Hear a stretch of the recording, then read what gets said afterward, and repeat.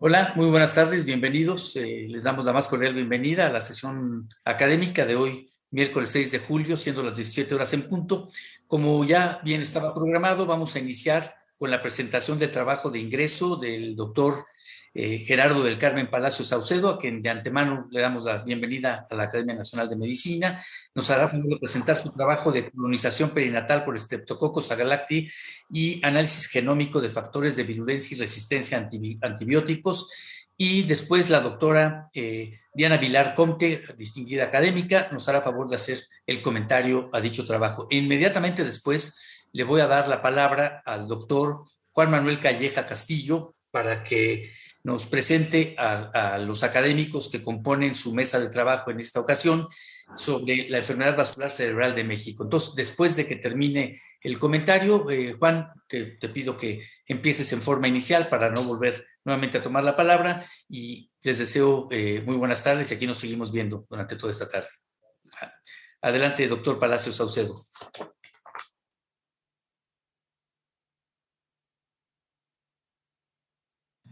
Buenas tardes, mi nombre es Gerardo del Carmen Palacios Saucedo.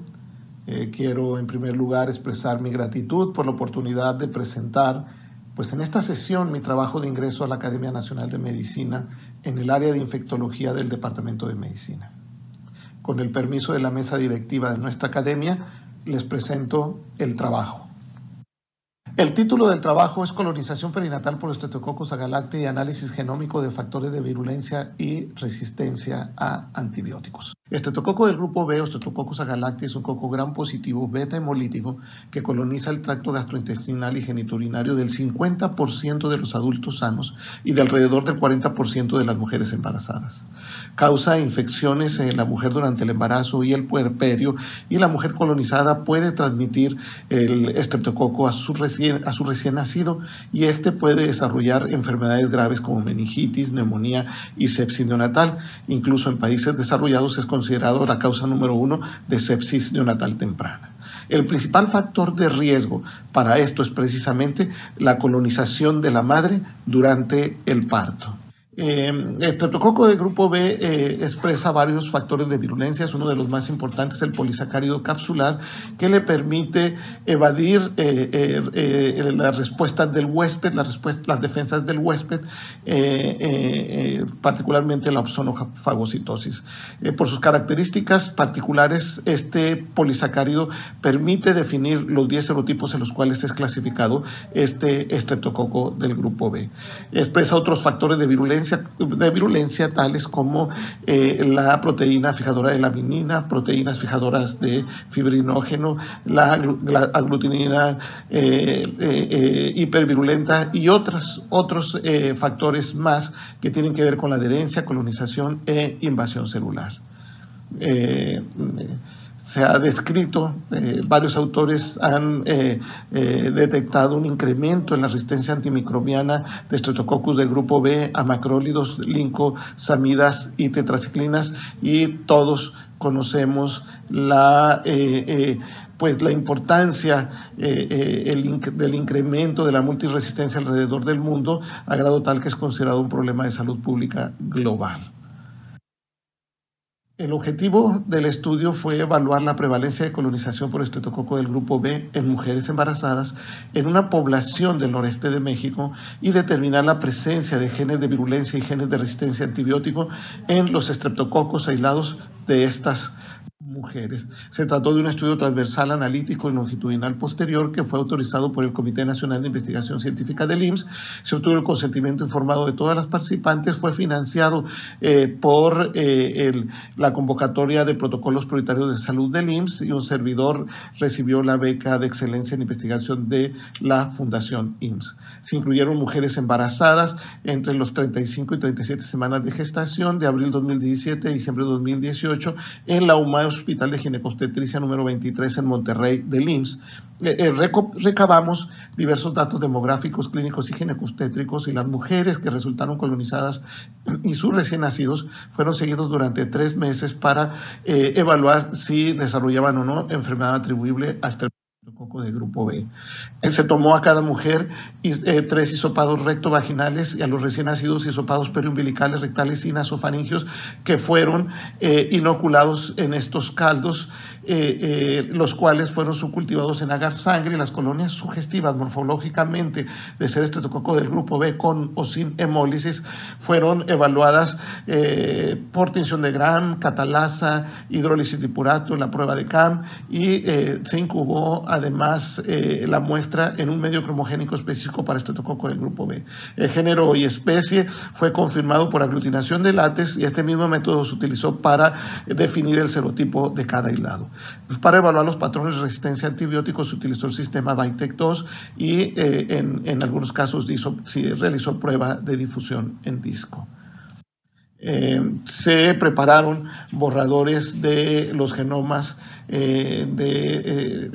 por secuenciación del genoma completo de los aislados estreptococo de grupo B, y el análisis genómico se realizó por alineación comparativa de las secuencias utilizando el programa BRIC. Los genes que codifican de esta manera, identificamos los genes que codifican para el polisacárido capsular, factores de virulencia y resistencia a antibióticos. Para identificar los genes de resistencia a antibiótico se utilizó de manera comparativa la base de datos CAR. Para el análisis estadístico se utilizaron pruebas de estadística descriptiva, así como estas pruebas de estadística inferencial. Se incluyeron 1.154 mujeres, de las cuales 17 se aisló estreptococo del grupo B. Aquí en esta tabla mostramos algunas de las características demográficas, clínicas y ginecostétricas de las 17 mujeres colonizadas comparadas con las mujeres no colonizadas. No encontramos diferencia significativa en ninguna de estas variables. Estos son algunos de los datos de las 17 mujeres colonizadas. Como podemos ver, la mayoría tuvo un parto eutóxico, algunas fueron sometidas a cesárea, hubo 2 casos de asfixia en nacimiento, uno debido a que la madre fue sometida a anestesia general durante la cesárea, y el otro caso fue un caso de neumonía asociada a asfixia neonatal, en el cual no se aisló agente etiológico, no se atribuyó a estreptococo de grupo B y se trató durante 20 días siendo egresado sin complicaciones. Los 6 recién nacidos que pudieron ser muestreados, ninguno se colonizó por estreptococo de grupo B, y en el seguimiento no desarrollaron enfermedad asociada a estreptococo de grupo B. Estos son los serotipos. El serotipo más frecuente fue el serotipo 2, seguido por el 4 y después el serotipo 3. La prevalencia de colonización fue, por lo tanto, del 1.47%.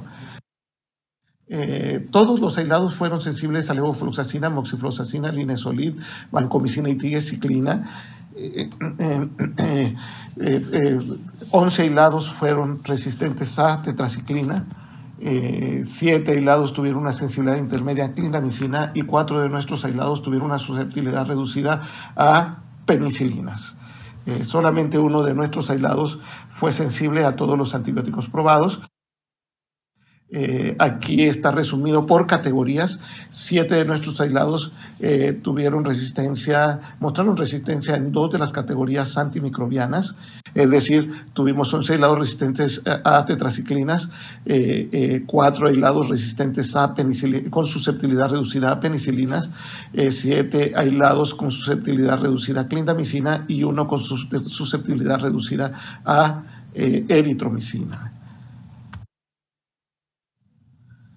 Después de ensamblar los borradores del genoma completo de 14 de nuestros aislados, realizamos un análisis genómico comparativo para identificar los genes codificando el polisacárido capsular, los factores de virulencia y resistencia a antibióticos. Este es el mapa circular de estos genes de los 14 aislados para el polisacárido capsular y para los factores de virulencia. Los genes de polisacárido capsular que detectamos fueron básicamente los mismos identificados por aglutinación de látex, salvo en 2 casos en los que se identificaron 2 genes, o sea, codificando para 2 polisacáridos distintos. Esto se atribuyó a cocolonización por cocolonización por varios serotipos, como ha sido previamente escrito. En cuanto a los genes asociados a virulencia, todos nuestros aislados portaban el gen SCPB, que codifica para la C5A peptidasa, el gen LMB para la proteína fijadora de la melanina y el gen SIL-E, que codifica por una toxina formadora de poros. Esto lo resumimos aquí. Estos son los perfiles de genes de virulencia. 3 de nuestros aislados portaban 7 genes de virulencia y 2 de nuestros aislados 10 genes asociados a virulencia. Finalmente, en cuanto a genes de resistencia antibiótica, detectamos 11 aislados portando el gen TET-M, que codifica para resistencia a tetraciclinas, e identificamos además los genes MEL y MEF-A, que se asocian a resistencia a macrólidos. Como conclusiones, la prevalencia de colonización por estreptococo del grupo B de 1.5% de la población estudiada. Los serotipos de estreptococo identificados fueron los que ya mencioné. No identificamos casos de transmisión materno-infantil de estreptococo del grupo B y no hubo complicaciones infecciosas en las madres de sus recién nacidos en el seguimiento a 3 meses. Estos datos sugieren que la búsqueda intencionada de colonización por estreptococo del grupo B no está justificada en esta población y que la indicación de profilaxis antibiótica intraparto debe estar guiada por factores de riesgo. Además, se detectaron aislados con diversos genes que codifican factores de virulencia, lo que sugiere que en la región están circulando clonas con alto potencial patogénico, y además se identificó susceptibilidad disminuida a antibióticos de diferentes categorías antimicrobianas, lo que resalta la importancia de conocer los patrones de resistencia para prevenir y tratar la infección perinatal por estreptococo. No quiero terminar sin agradecer al grupo de investigación en este proyecto colaborativo de la Facultad de Ciencias Biológicas, la doctora Livia Riviera, el doctor Manuel Vázquez, la doctora Cristina Rodríguez y la doctora Rocío Ortiz, con la colaboración de 5 alumnos de maestría y 5 alumnos de licenciatura que graduamos en este proyecto. De la Facultad de Enfermería de la misma universidad, del doctor Ricardo Cerda y el maestro Ramón Valladares, del Centro de Investigaciones Biológicas del Noroeste, un centro de investigación CONACYT, el doctor Ricardo Vázquez y el doctor Julio Hernández, de la UMAE 23 de Monterrey, el doctor Amílcar Caballero y el doctor Joaquín Treviño, y un servidor como líder y coordinador del grupo desde la UMAE 25, con el apoyo de 4 médicos pasantes de servicios sociales de investigación. Y pues agradecer finalmente a la Academia Nacional de Medicina por esta oportunidad. Gracias. Hola, ¿qué tal? Muy buenas tardes. Agradezco a la mesa directiva y al doctor Palacios Saucedo la oportunidad de realizar el comentario al trabajo de ingreso a nuestra corporación sobre la colonización perinatal de Streptococcus agalactiae y análisis genómico de factores de virulencia y resistencia a antibióticos. El Streptococcus agalactiae causa infecciones en las mujeres durante el embarazo y el puerperio e infecciones invasivas en los recién nacidos. La colonización del tracto genitourinario y gastrointestinal puede ocurrir hasta el 40% de las mujeres y 1 a 2% de los recién nacidos pueden desarrollar una infección por este microorganismo. El riesgo más importante para el desarrollo de una infección invasiva en el recién nacido es la colonización rectovaginal de la mujer al momento del parto. En México y en América Latina, la infección perinatal por estreptococo del grupo B se considera poco frecuente, y en este contexto, en México y en otros países latinoamericanos, no es una práctica estándar la búsqueda intencionada de este patógeno durante el embarazo. En el presente trabajo, el doctor Palacios y colaboradores no solo se plantearon estudiar la prevalencia de colonización por estreptococo del grupo B en mujeres embarazadas en Monterrey, sino que determinaron la presencia de genes de virulencia y genes de resistencia a antibióticos, aportando información novedosa y pertinente en nuestro medio. Para ello realizaron un estudio transversal en mujeres entre la semana 35 y 37 de embarazo en un hospital de alta especialidad en la ciudad de Monterrey en un periodo de 1.5 años, evaluando la colonización rectovaginal por estreptococo del grupo B, siguiendo a estas y a sus recién nacidos durante un periodo de 3 meses postparto. En el periodo de estudio se incluyeron 1.154 mujeres, sin que se hayan observado diferencias entre las características demográficas, clínicas y de las comorbilidades entre el grupo de colonizadas y no colonizadas. En esta corte, solo 17 mujeres resultaron colonizadas, para una prevalencia global de 1.47%, ciertamente muy baja comparada con otras regiones en el mundo, particularmente África. Importante resaltar que estas 17 mujeres colonizadas no eran diferentes a las mujeres no colonizadas y ninguna desarrolló infección asociada. Tampoco se encontraron diferencias para los recién nacidos. En relación con los serotipos, es interesante que los tipos predominantes fueron 2, 4 y 3, un tanto diferente a la que se ha reportado previamente en México, en donde en la década de los 80 predominó el serotipo 1, en contraste con lo hallado en Europa y Estados Unidos con predominancia del serotipo 3. El otro aspecto relevante de este trabajo, tanto a nivel local como global, es el de la resistencia antimicrobiana, ya que el estreptococo del grupo B es una causa de preocupación como causa de infecciones neonatales a nivel mundial. Aún con el bajo número de aislamientos, el 65% mostraron resistencia a las tetraciclinas y solo 1 de cada 17 aislamientos era sensible a todos los antibióticos probados. Los mecanismos de resistencia de este grupo bacteriano son esencialmente estructurales para los beta-lactámicos y por otros mecanismos en el grupo de los macrólidos y las lincosamidas.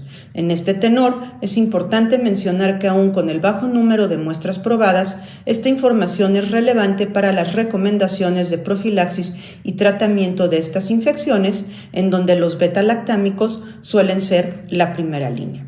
En relación con el análisis genómico, se corroboraron los serotipos 1A, 1B, 2, 3, 4 y 5, previamente identificados por la aglutinación en látex, y como hallazgo, en 2 muestras se encontraron 2 polisacáridos capsulares simultáneamente, fenómeno que deberá ser estudiado en otros estudios para corroborar su importancia clínico-epidemiológica, ya que por técnicas convencionales habitualmente no es posible identificar. Por otro lado, la identificación de los genes de virulencia en diferentes porcentajes, como el gene que codifica la decina mayor de virulencia, sugieren la circulación de cepas hipervirulentas, lo que pone de manifiesto la importancia de este tipo de análisis que, con las limitaciones propias de la N, ofrece un panorama de las infecciones por estreptococo del grupo B y aporta información útil para los tomadores de decisiones en un área relevante, pero poco estudiada en nuestro medio.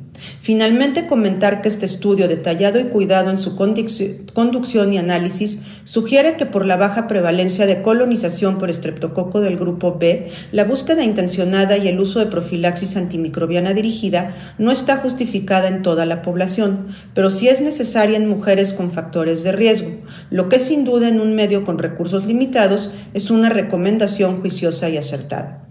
Además, esta información también puede ser útil para valorar la potencial inclusión de algunas de las vacunas en desarrollo para los grupos de más alto riesgo, así como la realización de estudios epidemiológicos con una N mayor y representatividad de otras poblaciones en diferentes regiones del país. No me queda más que felicitar al doctor Gerardo Palacios por su trabajo y admisión a nuestra corporación, que sin duda se ha visto enriquecida por su ingreso. Muchas gracias.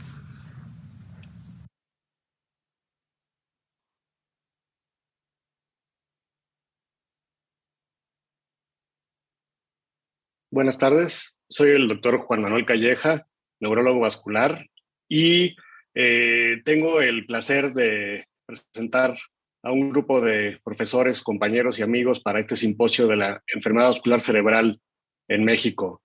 Agradezco a la mesa directiva la invitación a coordinar este simposio y el objetivo de este simposio es dar un panorama general del estado del arte en enfermedad vascular cerebral y un panorama de la enfermedad vascular cerebral en México, que afortunadamente cuenta con un grupo fuerte para su estudio e impulso.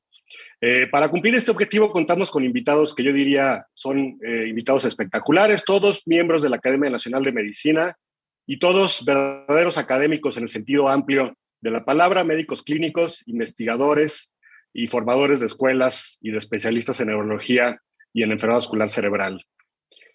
Todos los presentes y todos los ponentes son expresidentes y también fundadores de la Asociación Mexicana de Enfermedad Vascular Cerebral, y yo diría que son las raíces de la Escuela de la Enfermedad Vascular Cerebral en México y son el ejemplo para las nuevas generaciones y tienen relevancia más allá de nuestras fronteras y más allá de nuestra especialidad.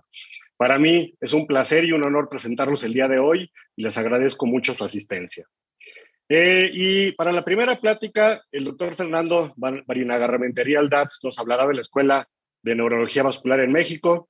El doctor Fernando Barinagarrementería es egresado de la Escuela de Medicina de la Universidad de La Salle, estudió la especialidad de Neurología en el Instituto Nacional de Neurología y Neurocirugía, hizo un Stroke Fellowship en el Hospital Pellegrin de Bordeaux, Francia, y en 1989 fundó la Clínica de Enfermedad Vascular Cerebral, que fue la primera en México en el Instituto Nacional de Neurología, de la cual fue jefe hasta 1999, fue jefe de servicio de neurología también del Instituto Nacional de Neurología y ha sido miembro de los comités editoriales de revistas internacionales como Stroke, el Journal of Stroke of Cerebrovascular Diseases, Frontier Neurology y miembro revisor de Journal of Neurology, European Neurology, Cerebrovascular Diseases, etcétera, etcétera. Es fellow de la American Neurological Association y ha sido profesor invitado en múltiples universidades internacionales. Actualmente es miembro del Sistema Nacional de Investigadores Nivel 2 y ha sido autor de 4 libros bien conocidos de enfermedad vascular cerebral y autor y coautor de más de 120 publicaciones internacionales.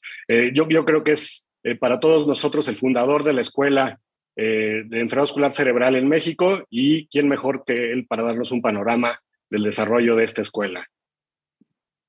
Bienvenido, doctor Barinaga. Doctor Calleja, muchas gracias por la presentación. Voy a compartir pantalla, si me permiten.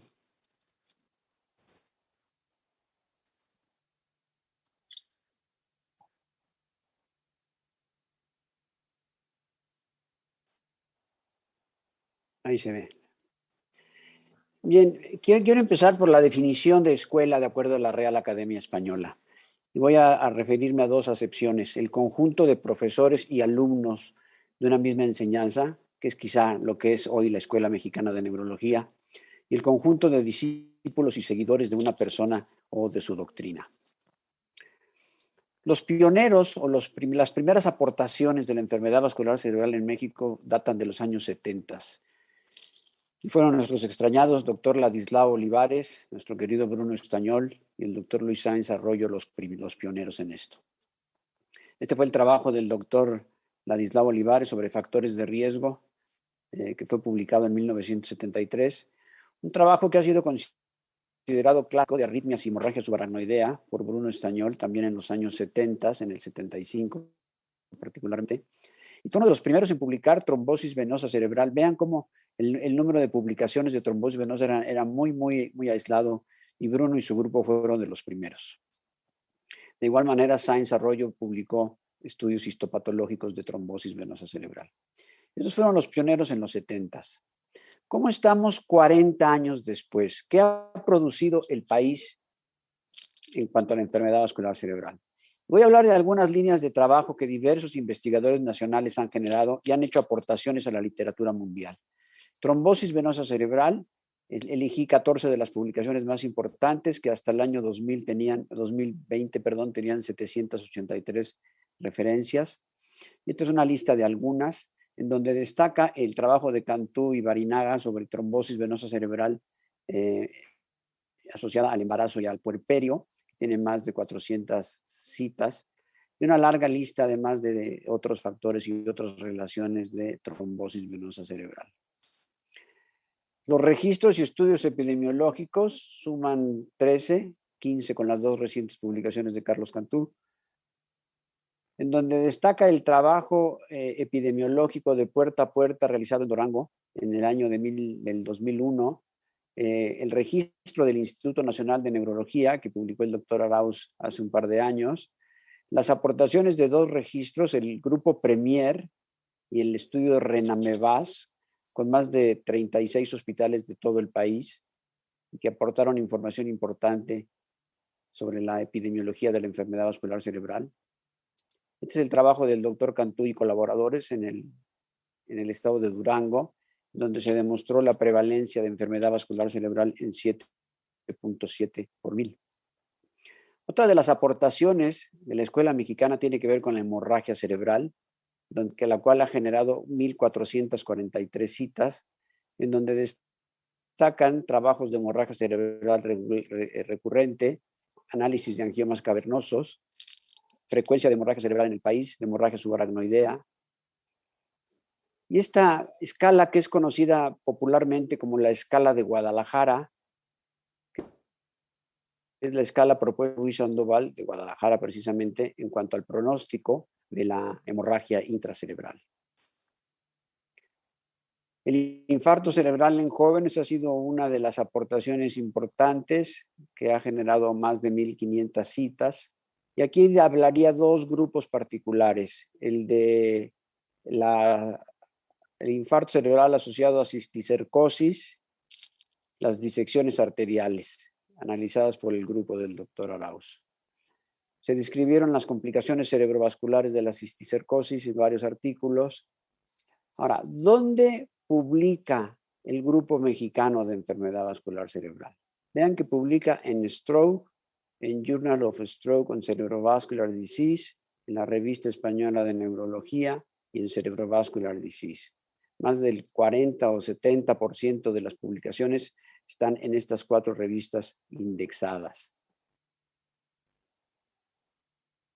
Recientemente se hizo un análisis bibliométrico de las publicaciones de enfermedad vascular cerebral en Latinoamérica, en donde pueden ver que México ocupa el 3er lugar, muy cercano de Argentina en cuanto al número de publicaciones. Ya me referí a los sitios de publicación de los autores mexicanos.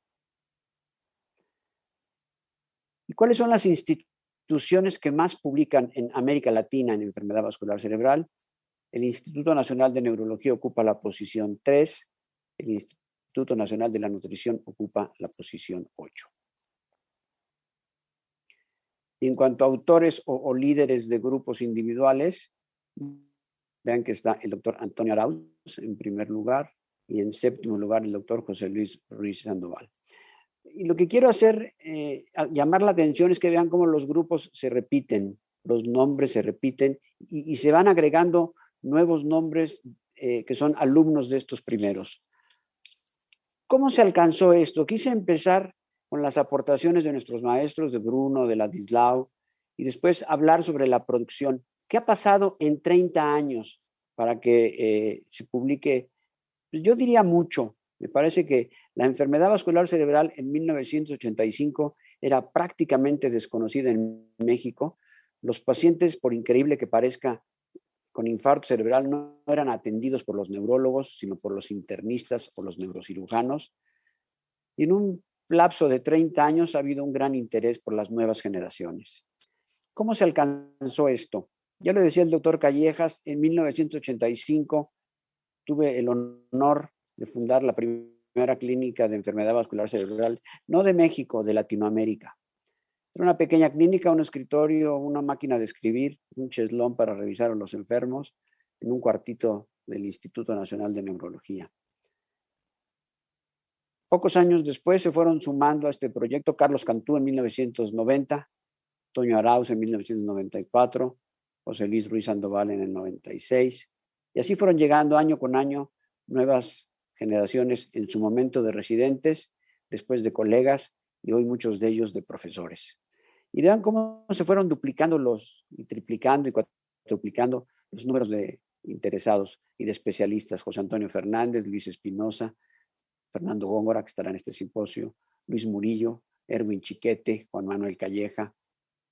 Y de estos, nuevos alumnos, Nelly Argüelles, Carol Artigas, Fabiola Serrano. Y no para la formación de especialistas en neurología vascular. ¿Cuáles son nuestros orígenes? ¿Cuáles son los orígenes de esta Escuela Mexicana de Enfermedad Vascular Cerebral? Pues son múltiples y muchos hemos sido formados en diferentes partes del mundo. Yo me formé con el profesor Orgozo en Burdeos. Carlos Cantú se formó primero en el instituto y después en Japón con el doctor Yamaguchi. Jorge Villarreal con el doctor Henry Barnett en London.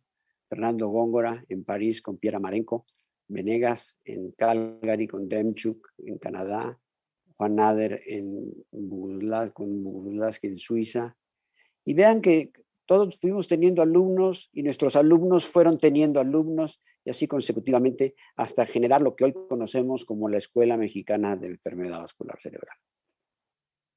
Este simposio es un resumen quizá de participantes y de alumnos de esta Escuela Mexicana de Enfermedad Vascular Cerebral, con lo que podríamos llamar exponentes de la segunda, tercera, cuarta y quinta generación. Y vean la quinta generación, el nivel de especialista que tenemos con Juan Manuel Calleja. El éxito de esto ha sido el trabajar sobre una línea. En México todavía son pocos los centros que forman especialistas en neurología vascular. El Instituto Nacional de Neurología desde el 85, que empecé yo, siguió Carlos durante un par de años, Toño durante más de una década y ahora con una talentosa joven Vanessa Cano. El Instituto Nacional de Ciencias Médicas y Nutrición, al inicio con Carlos, hoy con otro talentoso neurólogo que es Fernando Flores. El Hospital Médica Azul con Juan Nader y ahora hay un diplomado en el Hospital Universitario con Fernando Góngora. Pero el éxito de esto también es que no solo recluta neurólogos vasculares, sino neurólogos generales interesados en la enfermedad vascular cerebral. Y ahí juega un papel impresionante y predominante la Asociación Mexicana de Enfermedad Vascular Cerebral, que tiene a través de su presidente Luis Murillo y su vicepresidente Juan Manuel Calleja un enorme mérito en la actualización que hace sobre médicos, sobre enfermedad vascular cerebral en neurólogos vasculares, en neurólogos generales y en no neurólogos. Y eso ha hecho, creo que una de las enfermedades que mejor se atienden en este país es la enfermedad vascular cerebral. No tengo ninguna diapositiva de conclusiones. Tengo una imagen y dicen que habla más una imagen que 1000 palabras. Esta es una fotografía que he ido enriqueciendo con el tiempo. Algunos nos estamos haciendo viejos, otros se están haciendo maduros y muchos afortunadamente son jóvenes que empujan hacia adelante y que muchos ya nos están superando. Muchas gracias, Juan Manuel, por la invitación. Muchas gracias, doctor Barinaga, por la plática que nos da y este panorama. Para continuar con el simposio, el doctor Carlos Cantú Brito nos hablará de la epidemiología de la enfermedad vascular cerebral en México, que es el tema que ha desarrollado en sus investigaciones a lo largo de años. El doctor Carlos Cantú es egresado de la Facultad de Medicina de la Universidad Autónoma de Coahuila de Torreón. Hizo la especialidad de Medicina Interna en el 20 de noviembre y su posgrado de Neurología en el Instituto Nacional de Neurología. Y después hizo el posgrado de Enfermedad Cerebrovascular en el Centro Nacional Cardiovascular de Osaka, Japón. Tiene maestría y doctorado en Ciencias Médicas por la UNAM y, como lo mencionábamos, es fundador y expresidente de la MEVASC. Fue editor en jefe de la Revista Mexicana de Neurociencia y actualmente es el jefe de Neurología en el Instituto Nacional de Ciencias Médicas y Nutrición. Es profesor titular del curso de posgrado en EBC que se da ahí en ese instituto y profesor titular de la materia de preparación y redacción de presentaciones y publicaciones del programa de maestría y doctorado. Es un investigador extenso, ha publicado más de 140 artículos científicos, es autor o coeditor de 6 libros y 33 capítulos de libros, pertenece al Sistema Nacional de Investigadores nivel 3 y ha formado mediante tutoría ha seguido más de 80 tesis para obtención de grado. Y para mí es un placer saludarlo, agradecerle su participación e invitarlo a que continúe con su plática. Buenas tardes, qué gusto saludarlos. Muchas gracias, Juan Calleja, por la presentación. Voy a continuación voy a presentarles el tema que me asignaron, que es el de la epidemiología. Los que me conocen pues saben que desde que Fernando me enseñó a hacer registros allá en los 90s, pues me he dedicado mucho a la parte de epidemiología, y les voy a presentar un trabajo que acabamos de publicar y que es como un panorama de todo lo que ha ocurrido en México en los últimos 30 años. Este estudio se llama así, Tendencias en la carga de enfermedad cerebrovascular en México, un análisis nacional y subnacional. Y para esto vamos a utilizar una plataforma que se llama Global Burden of Disease. Este es un estudio colaborativo que hicimos con el Instituto de Salud Pública de Cuernavaca. Y de parte del instituto trabajó Erwin Chiquete junto conmigo. Quisiera primero presentarles un poquito lo que es el Global Burden of Disease. Esta es una plataforma, que se creó pues hace ya varios años, en el cual se trata de cuantificar la carga de enfermedad de muchas enfermedades. Esencialmente lo que intenta es medir la incidencia, prevalencia, las tasas de muerte y luego algunos otros indicadores de salud. Principalmente trata de medir lo que se llama DALYs como un buen indicador que incluye la muerte prematura y discapacidad, como lo vamos a ver más adelante. Y bueno, pues puede usarse a nivel mundial, cómo se encuentra tal patología a nivel mundial, cómo se encuentra nacional, como lo vamos a hacer ahorita, incluso puede ser hasta un nivel más local, más regional.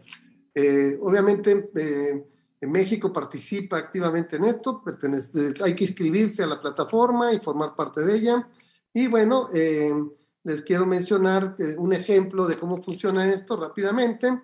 Vean que este trabajo, que ya incluyó la última información del GBD, así se llama la plataforma, GBD 2019, hablando de las enfermedades cardiovasculares, representan el 32% de las muertes en el mundo, pero aquí lo interesante para los neurólogos es que de esas muertes, más de la tercera parte son por enfermedad cerebrovascular, y ven ustedes que aquí sí las hemorragias casi se equiparan con los infartos cerebrales. Y ustedes pueden ver que en este mismo estudio se pueden sacar los factores de riesgo. Se ve como la hipertensión pues es la más importante para todos los tipos de enfermedad cerebrovascular, pero quiero llamar su atención al último factor que está aquí descrito, que es la disfunción renal, porque tiene una gran importancia en nuestro país. Los mapas que se van haciendo son como estos, y ustedes pueden ver que varios países tenemos la oportunidad de ver la distribución por estados. Aquí tienen Estados Unidos, que sería uno de ellos, pero aquí está México, y vean cómo puede uno sacar las diferentes tasas de DALYs por cada 100,000 personas, y los colores nos indican el grave problema que tenemos en México de enfermedad renal crónica. Con este antecedente de cómo funciona el GBD, les voy a presentar este trabajo, pues que tiene su base indicando pues que en México, por todos los esfuerzos que hacemos, pues realmente sigue siendo escaso estudios epidemiológicos de alto nivel, y entonces pues no se puede tener las bases para que tenga una mejor programa de intervenciones agudas y de prevención, como se verán en los siguientes pláticas. Quiero mencionar pues que lo que intenta es hacer un análisis de la carga global de la enfermedad vascular cerebral en México, y vamos a comparar dos periodos. Vamos a comparar el primer periodo del 90 al 2005 y un segundo periodo que tiene que ver con esto. Vamos a ver todos los marcadores, todos los indicadores bien conocidos, incluyendo los DALYs, que les voy a dar un poco de importancia. Y un aporte importante es que vamos a ver los diferentes tipos. Eso no salía antes, salía solamente la enfermedad cerebrovascular como una sola, y ahora ya se puede dividir podemos sacar los diferentes tipos, cómo se está comportando en el país de acuerdo con estas estimaciones. Y la otra parte es que nos va a permitir comparar cómo se encuentran las enfermedades dependiendo del nivel socioeconómico. Para esto se utiliza el índice sociodemográfico. Lo dividimos en 4 cuartiles. Los anaranjados pues serán, como sabemos, el sur del país, que es el menos desarrollado, y los verdes pues suele ser la Ciudad de México, Querétaro, Aguascalientes, Nuevo León, y acá el noreste, ¿no? Donde está Sonora y la Baja California. Con todo esto pues vamos a mencionar lo que encontramos en este estudio. Comenzaremos por la parte de la incidencia y la mortalidad. Aquí pueden ver cómo se ha comportado desde 1990 hasta el 2019, y ustedes pueden ver que tanto la incidencia, lo que viene siendo los infartos, venía bajando, y aquí como que se detuvo. Y vean que la mortalidad, tanto los infartos como las hemorragias, venían bajando, pero nuevamente notamos pues un atorón. Bueno, acá de plano no hubo ninguna mejoría en cuanto a los otros tipos de enfermedad cerebrovascular, pero los infartos se detuvieron aquí Igualmente le ocurrió a la mortalidad. Hubo un arresto en la mejoría, y esto pues tendrá que ver con lo que podamos platicar más adelante. Si esto lo vemos por estados, entonces podemos obtener este tipo de gráficas donde ustedes pueden ver que está por cuartiles, y quedamos que el Q1, Q2 son los menos desarrollados y el Q4 los más desarrollados. Vean ustedes cómo el primer periodo, tanto para infartos como para hemorragias, todos tienen asterisco, quiere decir que hubo un cambio significativo en cuanto a la mortalidad, estamos hablando de mortalidad, pero vean ustedes que el segundo periodo francamente se detuvo, quizá algunas mejorías en hemorragia intracerebral, pero están sobre todo en el cuartil de los estados con mejor economía. Y ven ustedes que prácticamente con hemorragia subaracnoidea no se observa ningún cambio. Entonces, en México la reducción de la mortalidad por infarto y hemorragia cerebral se estancó desde el año 2005, mientras que para la hemorragia subaracnoidea ha sido nula totalmente desde 1990. No hemos mejorado en absoluto la medición de la mortalidad por la forma que se puede obtener. Vamos a pasar a lo que son los DALIs, recordándoles que tiene dos componentes: el componente de los años perdidos de vida. Recordar que los años perdidos de vida pues viene siendo la muerte prematura por haber tenido un evento cerebrovascular. Se considera que en promedio se pierden 8 años de vida, se pierde la esperanza de vida, y entonces una persona va a vivir menos años. Y la otra muy importante es que aquellos que son supervivientes pues pueden vivir con discapacidad. Y esto pues obviamente le crea una carga a todo el sistema de salud estar discapacitado, lo que cuesta tener personas discapacitadas. Este medidor, pues, este indicador, vean cómo se comporta a nivel nacional con todos los estados. Vemos el mismo fenómeno que vimos con la mortalidad, mejorías en el primer periodo tanto para infarto como para hemorragia, y vean cómo en el segundo periodo ya prácticamente no hay nada. O vean ustedes cómo si hay alguna mejoría con algunos asteriscos aislados, la mayoría están en el cuartil económico bueno. Y nuevamente vemos que no hay nada de mejoría en cuanto a los DALIs en la hemorragia subaracnoidea. Y pues se puede concluir nuevamente que no podemos mejorar, o que se interrumpió la mejoría desde el 2005, y que para hemorragia subaracnoidea sigue siendo nula.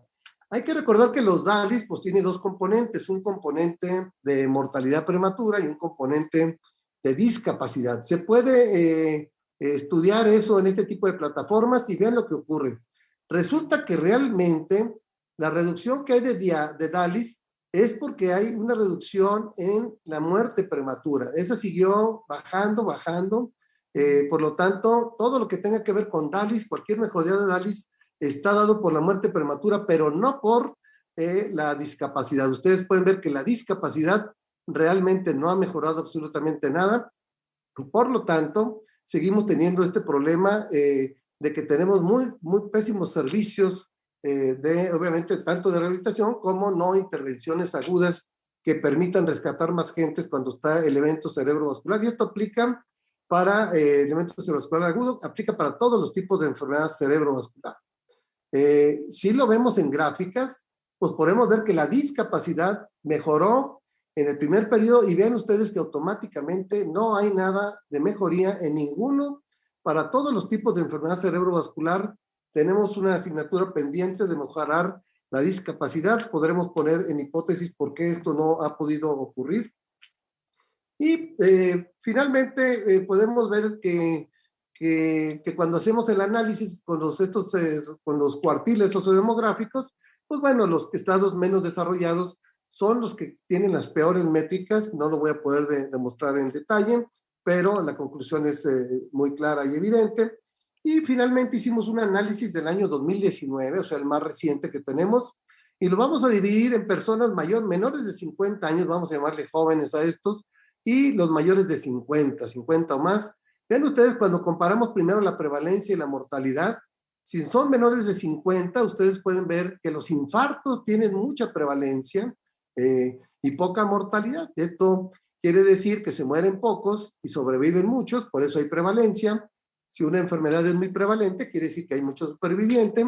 Pero vean la contraparte con las hemorragias. Las hemorragias tienen mucho mayor mortalidad que los infartos y poca prevalencia. Esta cuestión se revierte hasta que pasan los 50 años, y entonces sí, ya los infartos empiezan a crecer en cuanto a su prevalencia, pero se estancan cuando llegan a los 80 años. ¿Por qué? Porque se dispara la mortalidad, y entonces es una gráfica muy ilustrativa, pero me llama la atención la mortalidad en jóvenes por hemorragias, y podríamos decir que es una de las conclusiones. Existe un grave problema en salud pública por alta mortalidad de EBC hemorrágica en jóvenes en México. Y hablando de la incidencia, usando esta división de menores y mayores, pues podemos ver que cuando son menores, cuando son jóvenes, se imbrincan los tipos de enfermedad, aunque domina un poquito los infartos, andan las hemorragias ahí, y no es hasta después de los 50 que ya los infartos van a superar las hemorragias, pero por ahí andan las hemorragias siempre presentes. Si hacemos un análisis de todo el país, pues tendríamos que por cada 100,000 habitantes tenemos 92 casos de este tipo de enfermedad, y eso, si esto lo podemos poner en números, quiere decir que en nuestro país ocurren alrededor de 150,000 casos de eventos cerebrovasculares por año. Si conocemos que cuántos son de primera y cuántos son recurrentes, serían 120,000 de primera vez y 30,000 de recurrentes. Obviamente esto está sujeto a limitaciones. Las estimaciones son obtenidas de estadísticas vitales. Quizá lo más duro pues es la tasa de mortalidad. Sin embargo, sabemos que en México no se cuentan todos los muertitos por EBC. Se basan en egresos hospitalarios, en algunas publicaciones, registros, y todo esto pues sujeto a una serie de sesgos. Y sabemos que mientras no hay estudios de población, pues es muy difícil. Y en México, pues bueno, se han hecho solamente 2. El primero ya muy conocido, de hecho, varios de los datos que toma GBD es este estudio de población. Y recientemente acabamos de terminar el que se hizo aquí en la Ciudad de México. Vamos a comparar los dos. Ya publicamos una parte que se publicó este mes en relación a cuál es el cuidado del stroke en la fase aguda en los hospitales, y este mismo año podremos saber cuál fue la incidencia y prevalencia en la Ciudad de México usando una metodología muy similar a la que hicimos en Durango. En conclusión, el GBD es un esfuerzo colaborativo internacional que permite estimar la carga de enfermedad de diversos padecimientos para cada país a nivel mundial. De acuerdo a las estimaciones, en México la reducción de incidencia y mortalidad por infarto y hemorragia se estancó desde el año 2005, mientras que para la hemorragia cerebral ya mencionamos que ha sido nula. En México la reducción de los años de vida saludables cuidados por discapacidad ha sido nula también desde prácticamente en todo el tiempo, y para todos los tipos de enfermedad cerebrovascular. Y en la última década sabemos mucho que hemos tenido notables progresos en la atención de la enfermedad cerebrovascular, la trombólisis ya extendida, ahora la trombectomía, pero todo esto no se ha logrado implementar en México a nivel de salud pública. Son casos aislados, hospitales aislados que lo hacen muy bien, los institutos, algún otro centro por ahí muy conocido. Sin embargo, ya cuando entramos a los hospitales públicos, prácticamente no hay una implementación adecuada, y por eso creemos que no ha habido ya más mejoría en la enfermedad cerebrovascular. Llegó a un tope donde ya no puede, a un techo donde ya no puede mejorar. Y bueno, pues existen considerables posibilidades de mejorar este gran rezago que tenemos en la atención de enfermedad vascular, pero tendríamos que cambiar muchas de las fases de atención de la enfermedad, tener una atención oportuna para un sistema de salud tan heterogéneo. Una enfermedad que es dependiente del tiempo tendría que tener disponibilidad de neuroimagen las 24 horas, los 7 días a la semana, aumentar las tasas de trombólisis intravenosa, la trombectomía, que pudiera haber implementación de unidades de stock, y tenemos etcétera, etcétera, etcétera. La conclusión final sería que la enfermedad cerebrovascular es un problema de salud pública en México, y se estima que cada año ocurren alrededor de 150,000 casos de estas enfermedades, siendo pues totalmente importante que hagamos algo por ello. Este es mi mensaje final. Muchas gracias por su atención. Voy a dejar de compartir. Muchas gracias, doctor Cantú. Y continuando con el simposio, el doctor Antonio Arauz Góngora nos va a hablar de actualidades en prevención secundaria. El doctor Antonio Arauz Góngora es médico cirujano egresado de la UNAM y especialista en neurología por el Instituto Nacional de Neurología. Hizo un posgrado en enfermedad vascular cerebral en este mismo instituto y tiene maestría y doctorado en ciencias médicas por parte de la UNAM. También fue miembro fundador y expresidente de AMEVASC, y es editor asociado, si no es que ya es el editor titular de la Revista Mexicana de Neurociencia. Es el tesorero actualmente de la Academia Mexicana de Neurología, pertenece al Sistema Nacional de Investigadores, siendo nivel 3 desde 2014, y actualmente es el director general del Instituto Nacional de Neurología y Neurocirugía Manuel Velasco Suárez. Es profesor desde hace 20 años de neurología en la Facultad Mexicana de Medicina de la Universidad de La Salle y es profesor titular de curso de alta especial para neurólogos en enfermedad vascular cerebral a partir de 2001, profesor de todas, de una buena parte de las nuevas generaciones de neurólogos vasculares, incluyéndome a mí. Es autor y coautor de 168 artículos en revistas indizadas, en revistas importantes como New England Journal of Medicine, Lancet Neurology, Stroke, etc. Y ha sido autor de 31 capítulos en libros médicos y ha publicado 6 libros sobre enfermedad vascular cerebral. Muchas gracias, doctor Arauz, por estar aquí con nosotros y continúe, por favor, con su plática.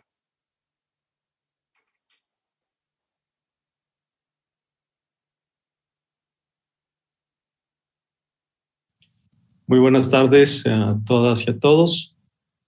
Agradezco la invitación para participar en este simposio al doctor José Jálave, presidente de nuestra Academia Nacional de Medicina, y al coordinador del simposio, al doctor Juan Calleja.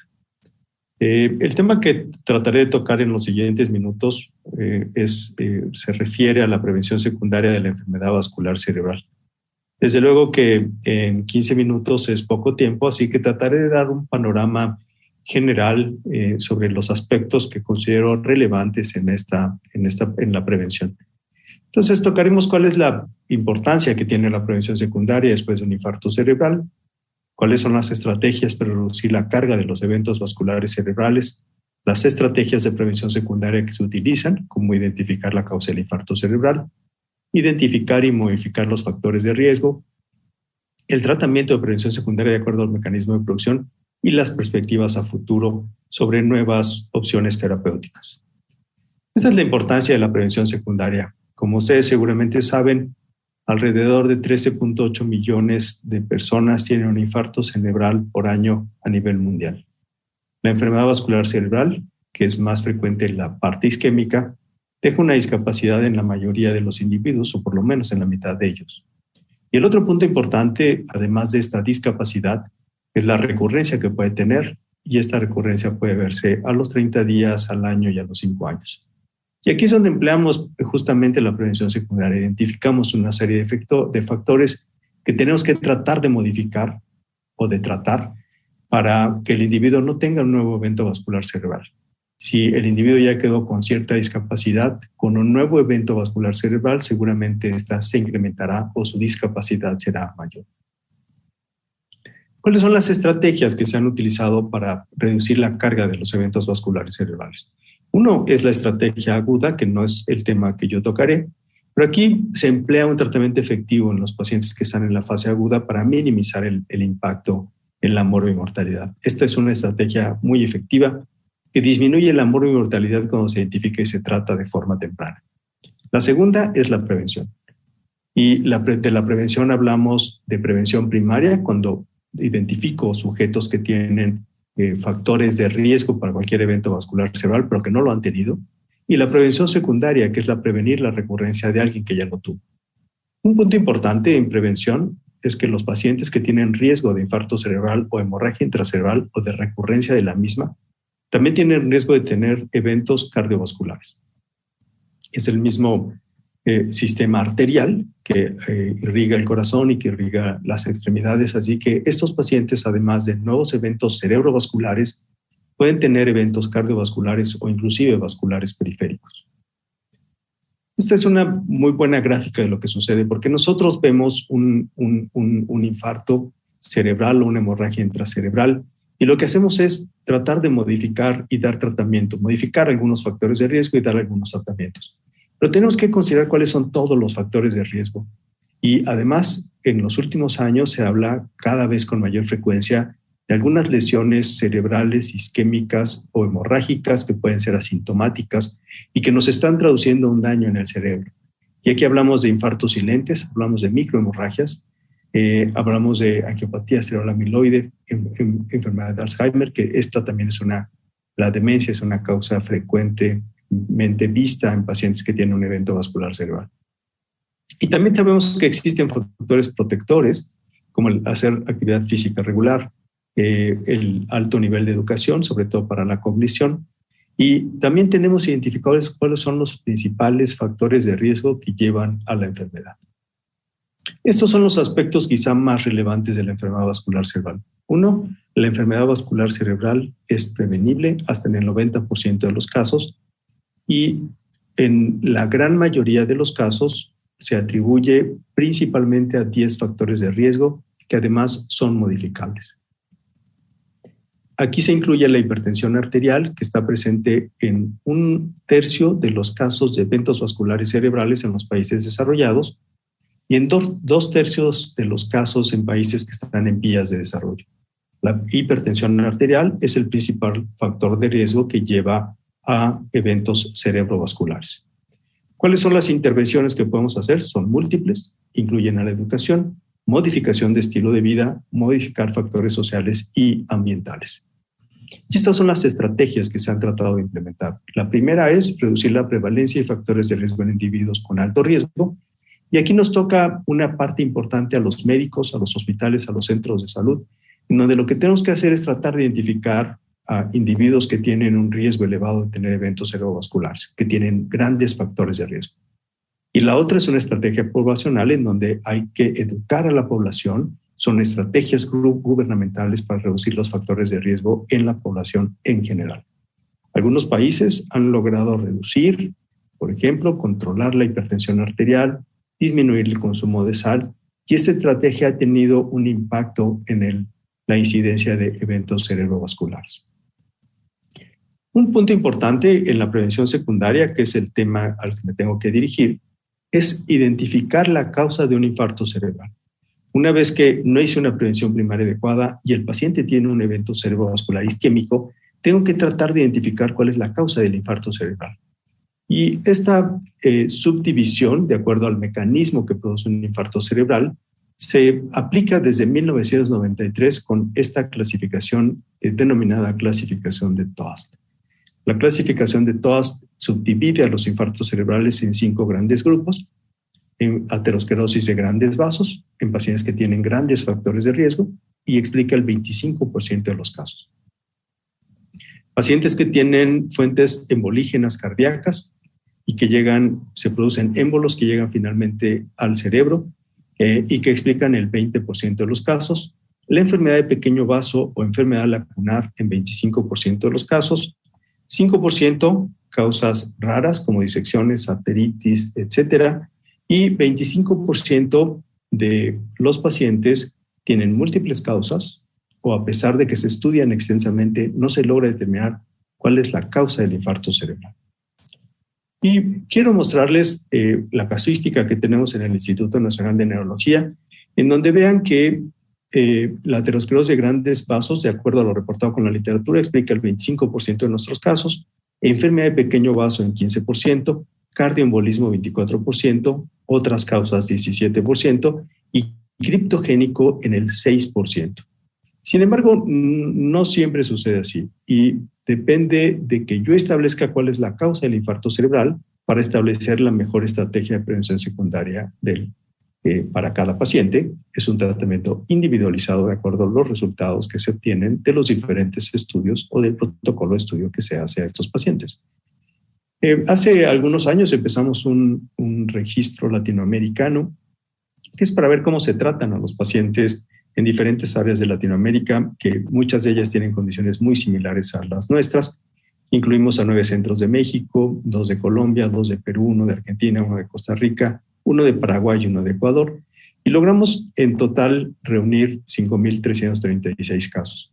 Y lo que encontramos es que en la gran mayoría de los casos, en los 9 centros de México, por ejemplo, en el 41% de los casos, no se logró encontrar cuál fue la causa del infarto cerebral porque el estudio del paciente estaba incompleta. Y vean cómo en otras partes, como en Colombia, Perú, Argentina y Paraguay, la situación es más o menos similar. Es decir, casi 1 de cada 2 pacientes que tienen un infarto cerebral no se logra determinar cuál es la etiología del mismo porque no se estudia de forma completa.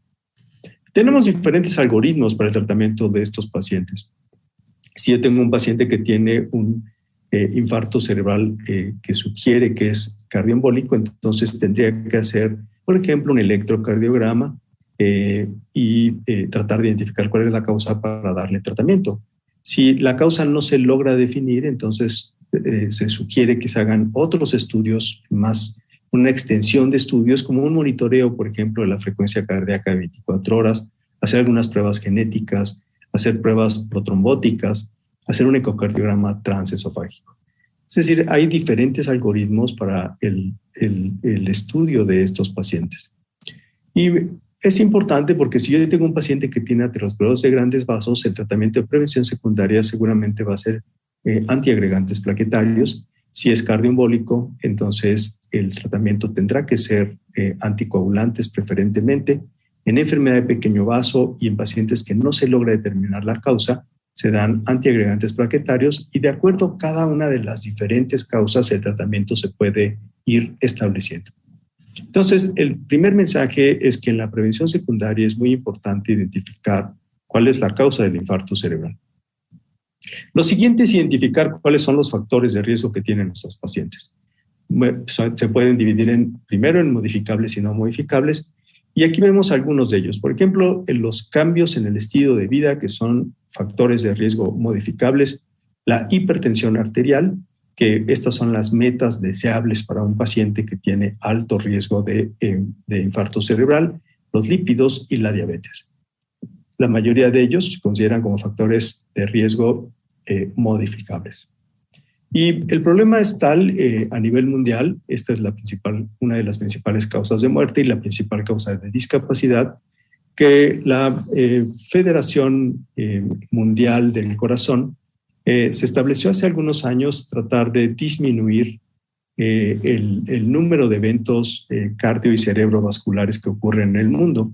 Y era una iniciativa que se denominaba 25 de 25 para reducir 25% y reducir hacia el 2025 el impacto que tienen estas enfermedades.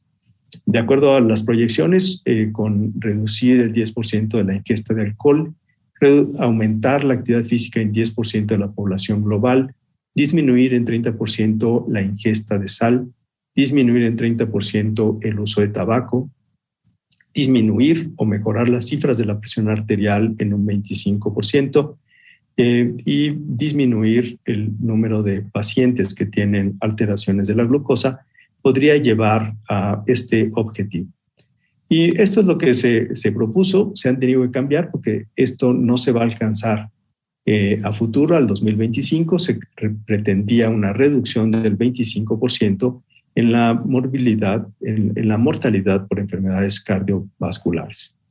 Y vean cómo la modificación de los factores de riesgo tiene un impacto importante en la incidencia de nuevos eventos. Por ejemplo, en prevención primaria, que no es el tema, pero vean el impacto que tiene mejorar la presión arterial, disminuirla a 10 milímetros de mercurio, tiene una reducción del riesgo relativo del 41% en la aparición de nuevos eventos. Disminuir el colesterol LDL por cada milimol por litro, una reducción del riesgo relativo de 21%. La anticoagulación en pacientes que tienen fibrilación auricular pero que no han tenido un evento cerebrovascular tiene una reducción del riesgo relativo del 64% y dejar de fumar del 31%. Ahora vean lo que sucede con la prevención secundaria, en donde nuevamente el disminuir las cifras de presión arterial por cada 5 milímetros de mercurio disminuye el riesgo relativo en el 13%.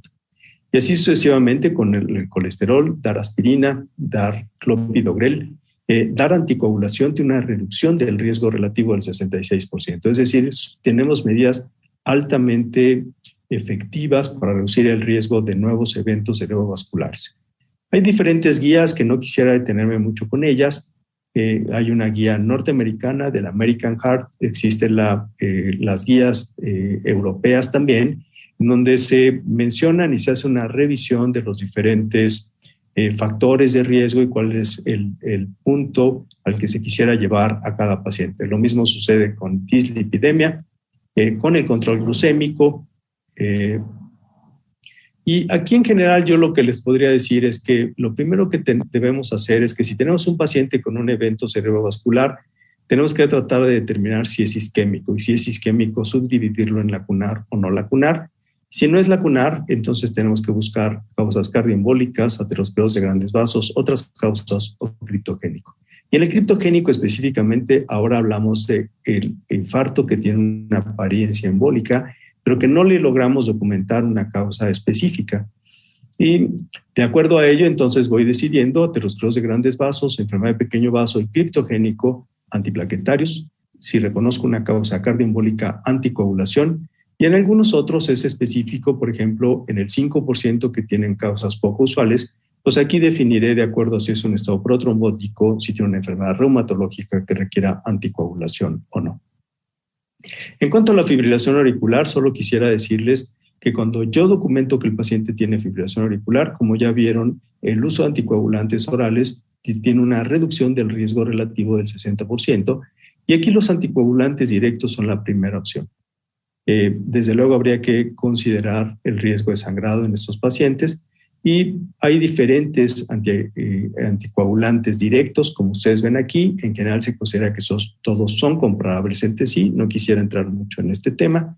En algunas otras condiciones cardiogénicas, en donde existe un riesgo alto de embolismo, también se sugiere anticoagulación en muchas de ellas, y nuevamente hay guías que dan el manejo para todo esto.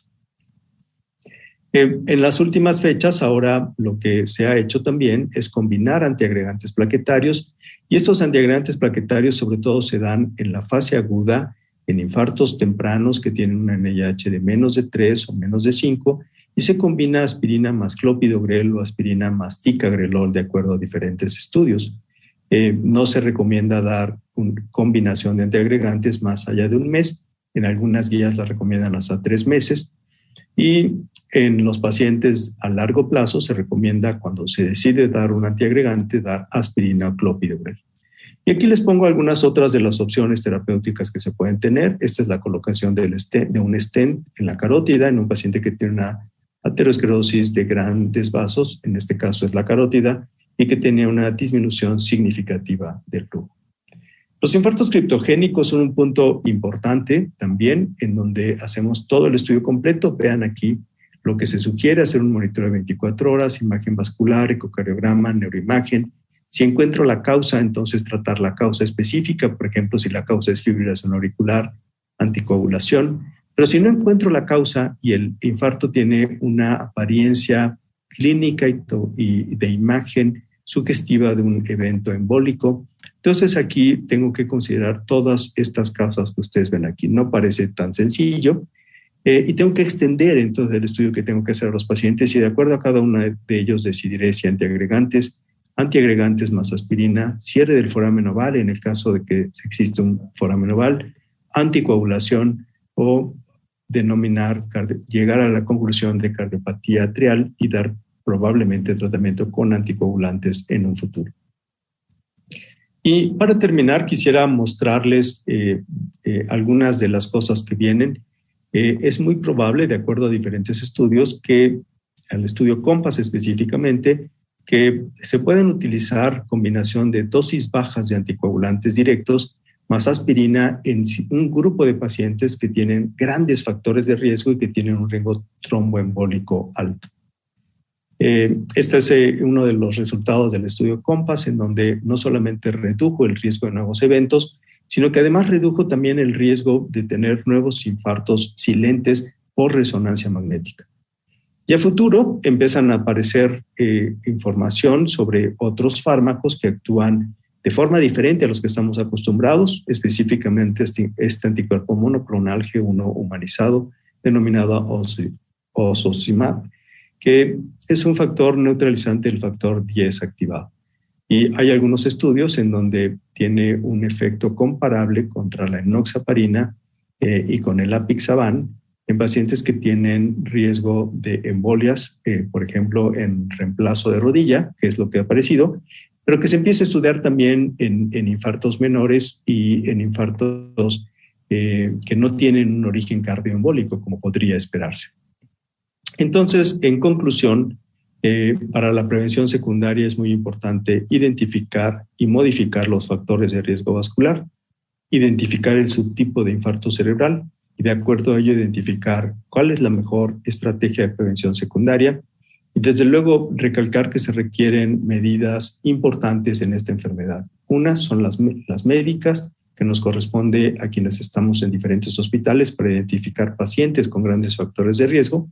Y la otra son medidas gubernamentales, inclusive de nuestras academias, en donde se tendría que implementar la modificación de factores de riesgo en nuestra población, que es una población que tiene una alta prevalencia de obesidad, de uso de tabaco, de diabetes y de hipertensión arterial. Les agradezco mucho su atención y agradezco nuevamente al doctor Halabe y al doctor Calleja por la invitación a participar en esta sesión.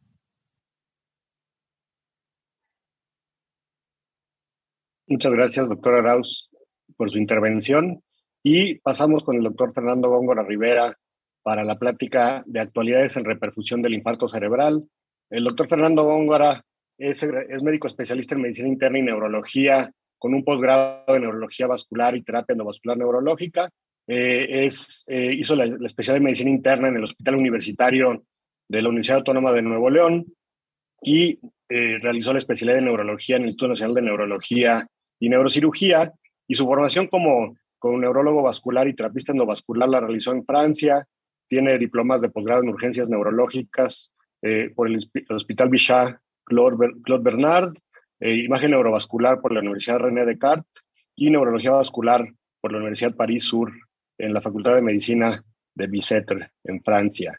Él es expresidente también de AMEVASC, expresidente de la Sociedad Iberoamericana de Enfermedad Vascular Cerebral, y tiene producción científica amplia con más de 20 artículos científicos en revistas indexadas de impacto y muchas participaciones con trabajos científicos originales en congresos nacionales e internacionales. Y es autor y coautor de capítulos en libros de texto nacionales. Gracias por aceptar la invitación, doctor Góngora, y por estar con nosotros. Y el doctor Góngora entonces hablará de actualidades de reperfusión del infarto cerebral mediante una participación en video que debe de estar. Muy buenas tardes a todos los miembros de la Academia Nacional de Medicina de México. Agradezco al presidente, al doctor José Halabe, esta atenta invitación, así también como al doctor Juan Manuel Calleja, coordinador del simposio sobre enfermedad vascular cerebral en México. Voy a compartir con ustedes esta charla que trata sobre la actualidad en las diferentes terapias de reperfusión del infarto cerebral agudo en el contexto de nuestro país. Como ya se mencionó, cuando uno habla de enfermedad vascular cerebral, está tratando de una enfermedad muy común, muy prevalente, que ocurre cada 2 segundos en alguna parte del planeta y que 2/3 partes ocurren en países emergentes. Es una enfermedad cuyo costo se está incrementando, no solamente porque el paciente fallece y perdemos días de actividad laboral, sino también porque el paciente queda incapacitado. La gran mayoría queda con alguna incapacidad que le impide regresar al medio productivo. Vemos en esta gráfica el incremento en los costos que representa la enfermedad en nuestro país. Sin embargo, cuando hablamos de costos, tenemos la costumbre de ver el costo hospitalario y a veces el temor de invertir en el tratamiento agudo de esta enfermedad por parecer muy costosa. En realidad, el costo indirecto es mucho mayor cuando el paciente queda incapacitado.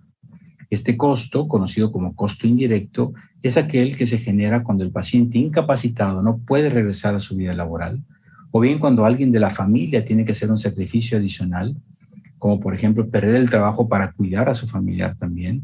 Entonces, en forma de cascada, el impacto aumenta y por lo tanto el costo indirecto es mucho mayor. Y hay mucho trabajo que hacer para definir bien el costo indirecto en nuestro país de una enfermedad como es el infarto cerebral.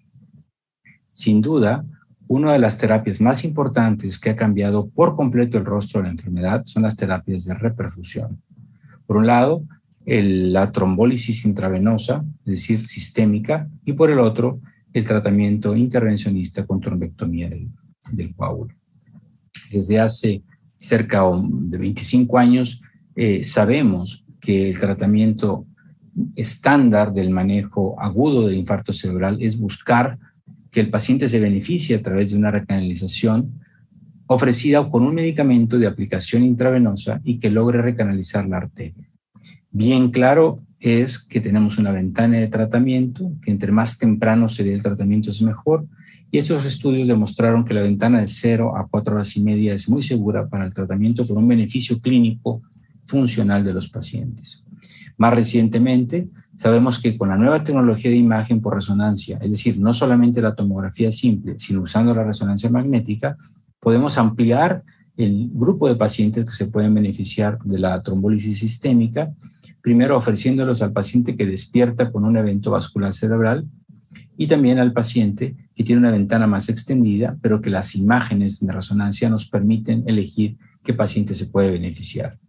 De tal manera que en las guías de manejo, el medicamento trombolítico sistémico está con un nivel de evidencia 1, que es el más elevado, y que el uso de la tomografía simple es suficiente para poder ofrecer al paciente el tratamiento sistémico con un nivel de evidencia 1 y que en los casos en donde tengamos una resonancia nos permitiría ampliar la ventana o ofrecerlo a un grupo de pacientes más a través de la resonancia magnética.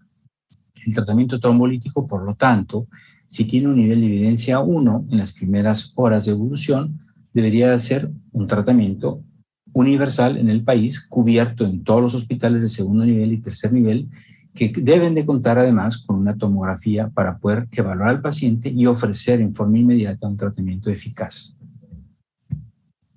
Esto no es ajeno a nuestras guías de manejo médico. En las guías de práctica clínica aparece claramente el manejo con trombolisis sistémica, con el activador del plasminógeno tisular, en las primeras 4 horas y media de evolución, usando una TAC de rutina en los pacientes para poder evaluar al paciente, de tal manera que esta guía, avalada por muchas instituciones en el país, incluyendo la Academia Nacional de Medicina, pues debe de ser universal en todos los hospitales del territorio.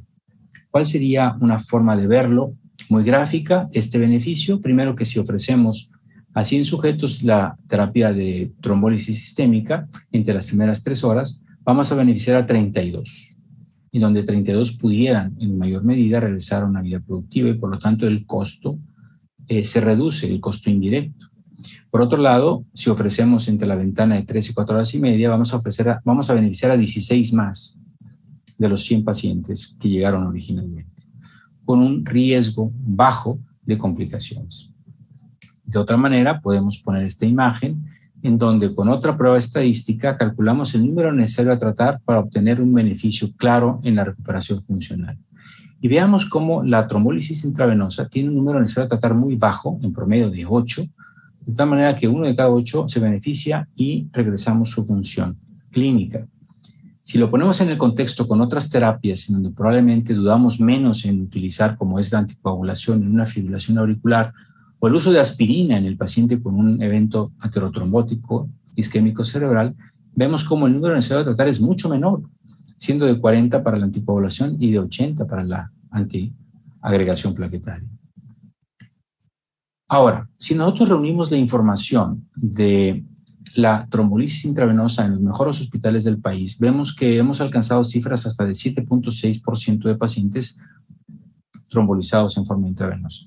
Todavía falta tarea por hacer para que aún en los mejores centros aumentemos este porcentaje, principalmente utilizando campañas para que la gente llegue temprano a los hospitales también y para mejorar los tiempos de acción dentro de nuestros hospitales. Pero tenemos que hacer que esta imagen, este porcentaje de trombolisis sistémica se extienda a otros hospitales del país. También es cierto que hemos ya hecho un recorrido en la generación de centros de atención primaria del ictus, en donde en el año 2019 la Asociación Mexicana de Enfermedad Vascular Cerebral dio el reconocimiento a 30 hospitales por su labor como centros de atención primaria, pero esto es un reconocimiento académico, un reconocimiento entre colegas que es muy importante, pero también nos falta la certificación oficial a través de la instancia de salud, en este caso la Secretaría, para poder certificar estos hospitales como centros de unidades de ictus. Por otro lado, también debemos de reconocer la necesidad de una mayor difusión del conocimiento en la población porque el paciente que reconoce los síntomas como un evento vascular agudo son los que reciben más rápido el tratamiento, son los que llegan más rápido al hospital por esta sensación de alarma, pero también los que usan el teléfono, la vía 911, hemos demostrado que sí ayuda a llegar más rápido a los hospitales en nuestro país. Finalmente, para incrementar la trombolisis sistémica, hemos acercado al hospital de tercer nivel a un segundo nivel rural o suburbano a través de la tecnología del teleictus, que permitirá incrementar los pacientes con este beneficio de trombolisis sistémica, pero un paso importantísimo fue que los hospitales suburbanos tuvieran tomografía las 24 horas del día. El problema de ofrecer la mejor atención de calidad al paciente con infarto cerebral agudo en evolución es que la tecnología ha mejorado y ahora tenemos dispositivos que permiten entrar a los vasos intracraneales, atrapar el trombo y sacarlo de la circulación. Con criterios de selección bien establecidos, podemos incrementar el beneficio más allá de la trombólisis sistémica. En los años 2014, 2015 y 2016 aparecieron varios proyectos, varias publicaciones que demostraron todos por igual que el uso de la trombectomía, es decir, de la terapia de intervención endovascular, sumada a los sujetos que reciben la trombólisis sistémica, incrementan el beneficio, aumentando el porcentaje de pacientes con mayor recuperación funcional. De tal manera que ahora tendríamos una terapia adicional que aumenta la ventana de tratamiento en casos bien seleccionados hasta 6 horas. Después, estudios como el Down y el Diffuse Trace aún nos dieron una información más relevante, es decir, podemos aumentar la ventana hasta 16 horas en algunos pacientes y hasta 24 en otros con criterios bien específicos. Y esto se debe a que ahora sabemos más sobre la utilidad de reconocer y de evaluar la penumbra isquémica. Las estrategias de tratamiento se mejora la selección para estas estrategias de tratamiento utilizando métodos de imagen como son el método de difusión-perfusión, que tenemos que también implementar en los hospitales de tercer nivel en el país. La difusión permite ver el núcleo del infarto, pero la perfusión, el área de oligoemia, es decir, el área en donde la colateralidad mantiene una circulación, aunque retrasada o retardada, pero nos deja en evidencia el sitio de la isquemia, que pudiera agravarse en las siguientes 24 horas y que aún tenemos tiempo para rescatarlo. Utilizando esta estrategia de imagen, podemos seleccionar con eficacia los pacientes que se pueden beneficiar de un tratamiento adicional de intervencionismo, en donde la imagen de resonancia demuestra el área de penumbra y la imagen de la angiografía, el área de la oclusión y del área de ausencia de flujo vascular cortical. Hacemos el abordaje, retraemos el trombo y podemos mejorar la circulación en cuestión de minutos. Esto, con una selección adecuada de pacientes, nos permite ver pacientes que mejoran clínicamente en forma muy rápida, en 24 horas, con descensos tan importantes como en el caso 1 de 16 puntos a solamente 1 punto al momento de la alta hospitalaria, o en el caso del segundo paciente con 18 puntos y salir al alta con tan solo 6 puntos en la escala del NIH. En otro contexto, si ponemos a la trombectomía comparativamente a la trombólisis intravenosa con la anticoagulación y la aspirina, vemos cómo el número necesario a tratar es tan bajo como de tan solo 3. Es decir, que con una buena selección de pacientes podemos beneficiar a 1 de cada 3 con esta estrategia de tratamiento adicional que es la trombectomía. Esto aparece también en las guías de manejo, en donde la trombectomía aparece con un nivel de evidencia 1 bajo criterios de selección bien establecidos, pero deja en claro que no debemos de evitar el uso de la trombólisis sistémica en aquellos pacientes que son candidatos a la misma. Que la trombectomía se puede ampliar hasta 16 horas con un nivel de evidencia 1 y hasta 24 horas con un nivel de evidencia 2A en sujetos bien seleccionados. Tampoco es ajeno a la guía mexicana. La guía práctica clínica aparece la trombectomía y deja muy en claro que con una buena selección de pacientes deberíamos de ofrecerla también y que la debe de ofrecer el especialista que se certifica para poder realizar esta estrategia llamada terapia endovascular y que en nuestro país es un privilegio porque tanto el área quirúrgica como el área de neurología clínica y la neuroradiología permiten la certificación con una formación en esta área de intervencionismo. Cuando ponemos a México en el contexto internacional, No nos va muy bien, aún comparativamente en América Latina, porque hay países como Uruguay, Brasil y Chile que tienen mayor número de unidades de ictus y estos países hay mayor número de hospitales públicos que ofrecen la trombólisis sistémica y la trombectomía. Cuando comparamos cuál es nuestra experiencia y reunimos casos que hacemos intervención, hemos podido demostrar que la tasa de éxito es tan alta como la de los mejores hospitales en el mundo.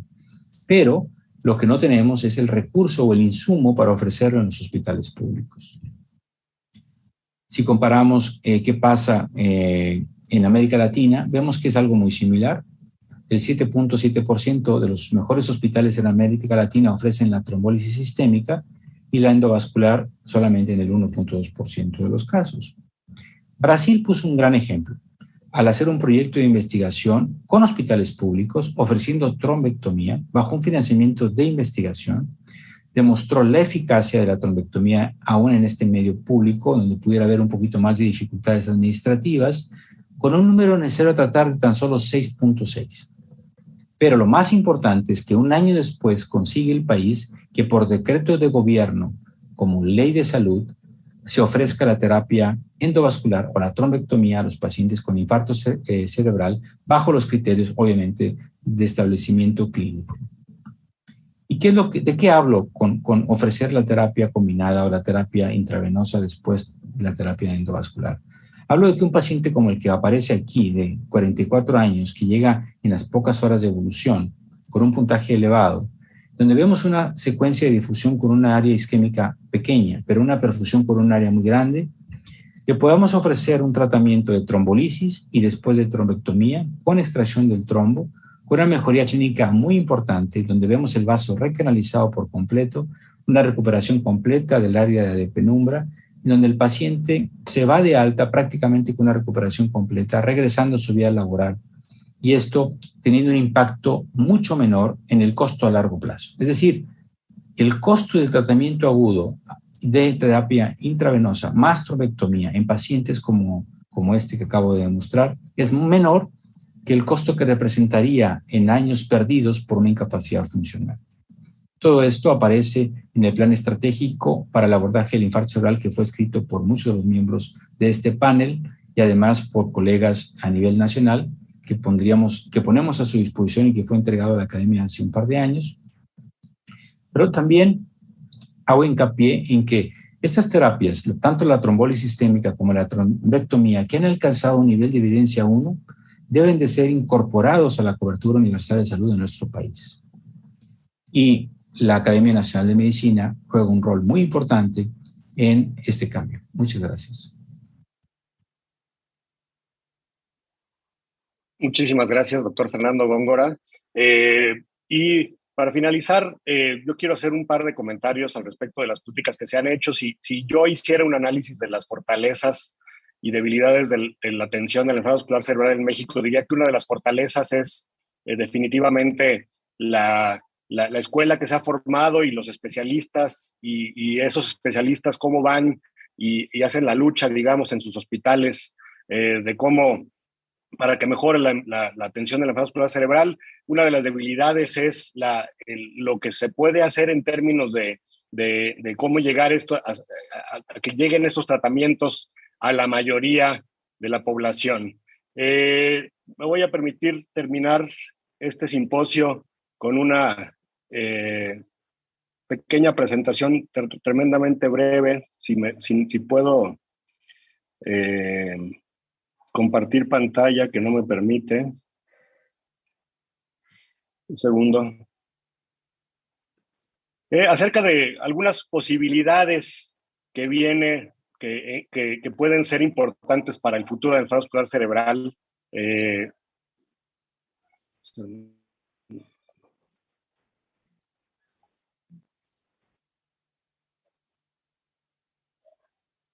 Y que quise hablar acerca del futuro del tratamiento del enfermo vascular cerebral, poniendo en perspectiva de estas cosas que nos han mencionado.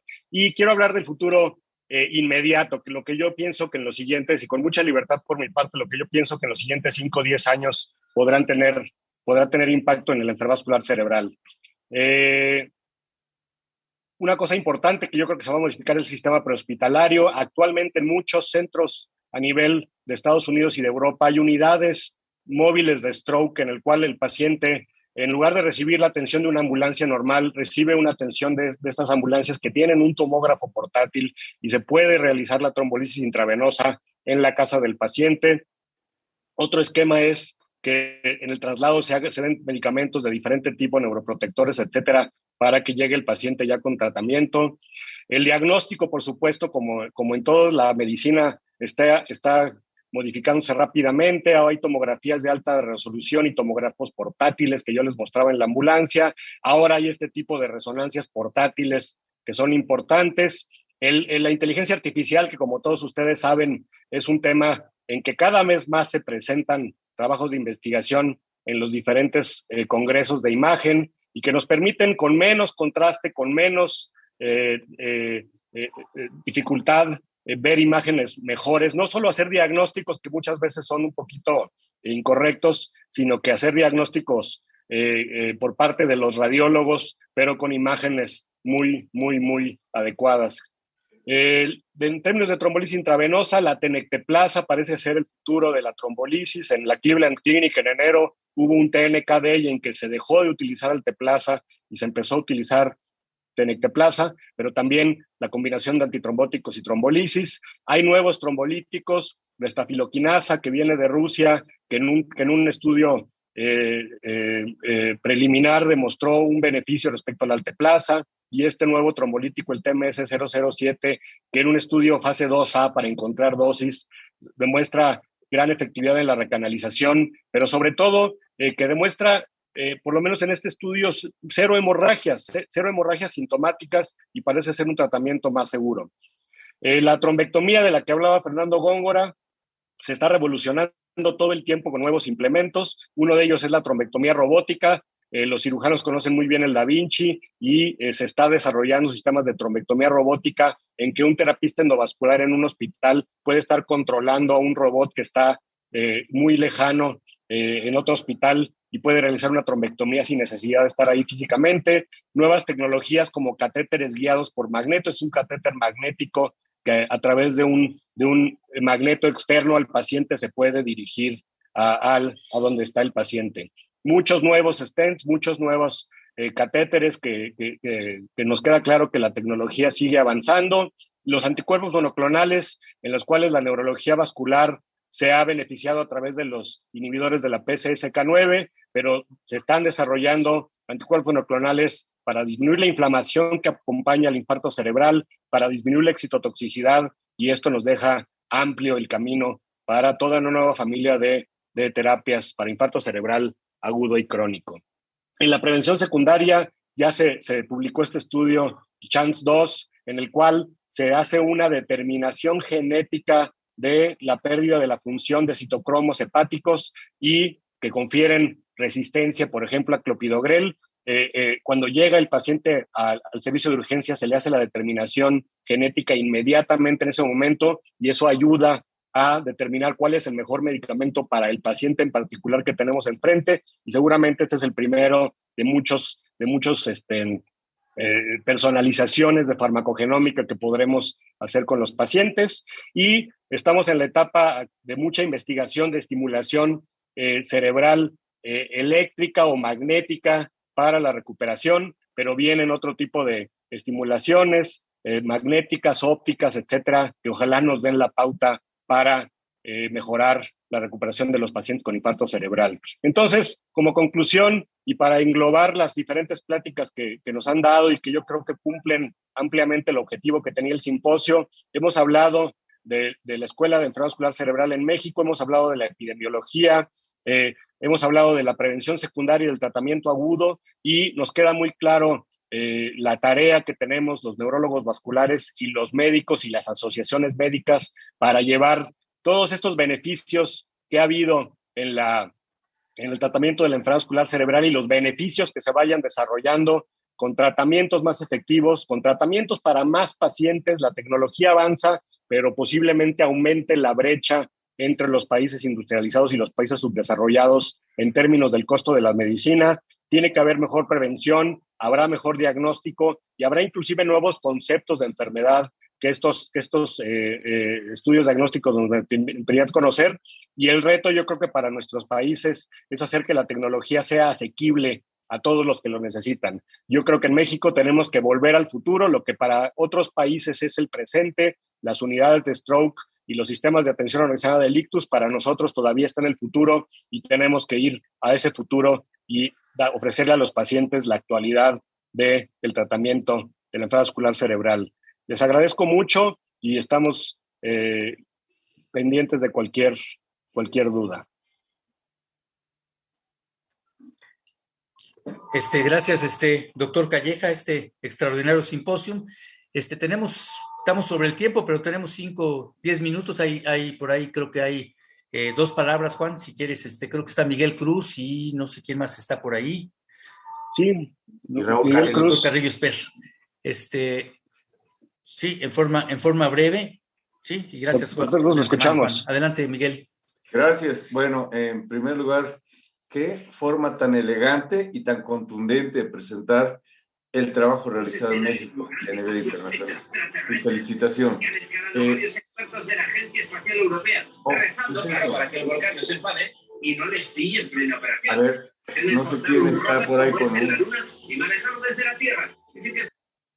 Bueno, y la pregunta va hacia los citocromos. Como sabemos, hay portadores que son metabolizadores ultra rápidos y ultra lentos. En ese contexto, doctor Calleja, ¿por dónde va su investigación o qué están haciendo en términos de clasificar a los pacientes, portadores o no portadores de estos citocromos o de estas variantes y su comportamiento ante un tratamiento?